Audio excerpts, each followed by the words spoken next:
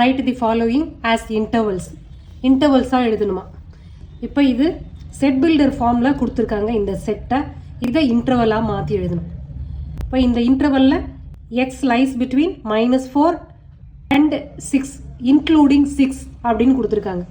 So அப்போது this is equal to less than or equal to அப்படின்னு வரும்போது அந்த 6ன்ற எலிமெண்ட்டும் சேர்ந்து வருது. அதனால இங்கே ஸ்கொயர் ப்ராக்கெட். இங்கே -4 லெஸ் தேன் இருக்குது. லெஸ் தேன் இருக்குது, ஆனால் 4 வராது. 4க்கு அடுத்து 4ஐ விட பெரிய நம்பர் தான் எக்ஸில் வரும். 4 இங்கே வராது. அப்போனா என்ன அர்த்தம்? ஓப்பன் ப்ராக்கெட் -4 அப்படி போடணும்.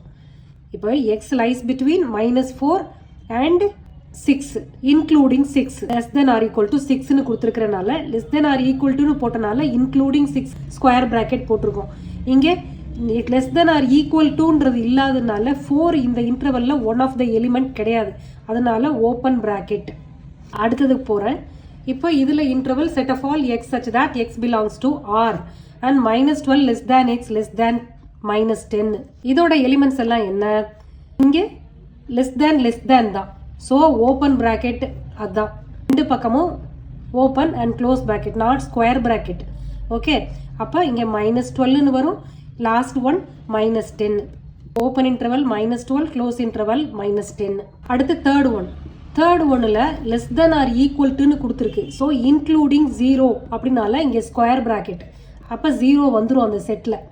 ஓகே, அடுத்து லெஸ் தேன் 7 அப்படின்னு இருக்கிறனால லெஸ் தென் ஆர் ஈக்குவல் டுன்றனால ஸ்கொயர் ப்ராக்கெட், லெஸ் தேன்றனால ஓப்பன் ப்ராக்கெட், அதாவது இந்த ப்ராக்கெட். ஓகே, இப்போ இதில் இந்த இன்டர்வலில் 0 வரும், 1 2 3 4 6 வரைக்கும் வரும், 7 வராது. அதுதான் இங்கே மென்ஷன் ஆயிருக்கு. Set of all x such that x belongs to R. 3 less than or equal to x less than or equal to 4. அப்போ இதில் லெஸ் தென் ஆர் ஈக்குவல் டுன்றனால அந்த இன்டர்வலில் 3யும் வந்துடும் 4ம் வந்துடும். ஓகே, அதனால ஸ்கொயர் ப்ராக்கெட். கேப் நிறைய விட்டுட்டு நீங்கள் அந்த மாதிரி விடாதீங்க.